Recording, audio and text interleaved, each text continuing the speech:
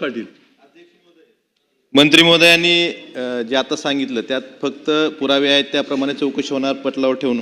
अध्यक्ष महोदय, यात मेंटेनन्स सबस्टेशन मेंटेनन्सच्या बाबतीत ठराविक एजन्सी आहेत आणि त्यांची मक्तेदारी ते अधिकाऱ्यांना सुद्धा ऐकत नाहीत आणि त्यात बोगस काम होणं, बिल परत उचलणं हे प्रकार होतात. फॉल्ट ट्रिप सिस्टीम जर योग्यरित्या असती तर हे जीव का जात आहेत रोज कुठल्या तरी लाईनवर. आणि दुसरा प्रकार जसे झिरो पोलीस आहेत तसे झिरो लाईनमॅन एक प्रकार आहे. आपले लाईनमॅन काम करत नाहीत, दुसरा तरी खाजगी माणसाकडनं काम केलं जातं, त्याचा जीव जातो आणि त्याला कुठलीही मदत मिळत नाही. त्यामुळं हे जे प्रकार आहेत हे थांबवण्यासाठी ही जबाबदारी निश्चित केली पाहिजे.